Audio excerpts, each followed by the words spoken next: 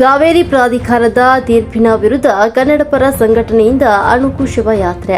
Tamil Nadu CM ವಿಜಯ್ಗೆ ಒಂದು ಜೋಸೆಫ್ನ ಅಣು ಶವ ಯಾತ್ರೆ. ತಮಿಳುನಾಡಿಗೆ ನೀರು ಬಿಡಲು ಸೂಚನೆ ಹಿನ್ನೆಲೆ ಕನ್ನಡಪರ ಸಂಘಟನೆಯ ಹೋರಾಟ.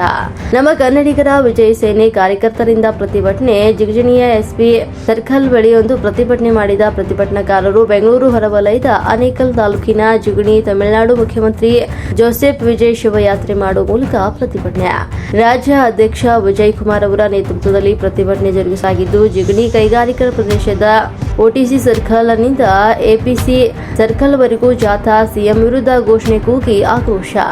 ರಸ್ತೆ ತಡೆ ಮಾಡಲು ಮುಂದಾದ ಕಾರ್ಯಕರ್ತರು. ಈ ವೇಳೆ ಪೊಲೀಸರು ಮತ್ತು ಪ್ರತಿಭಟನಾಕಾರರ ನಡುವೆ ಮಾತಿನ ಚಕಮಕಿ.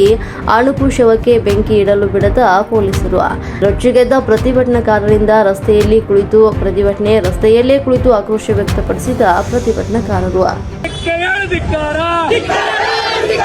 ರಾಜ್ಯ ಸರ್ಕಾರಕ್ಕೆ ಧಿಕ್ಕಾರ.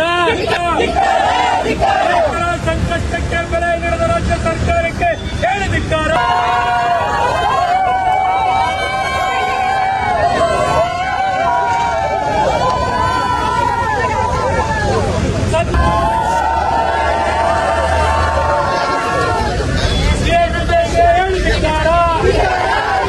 ರಾಜ್ಯ ಸರ್ಕಾರಕ್ಕೆ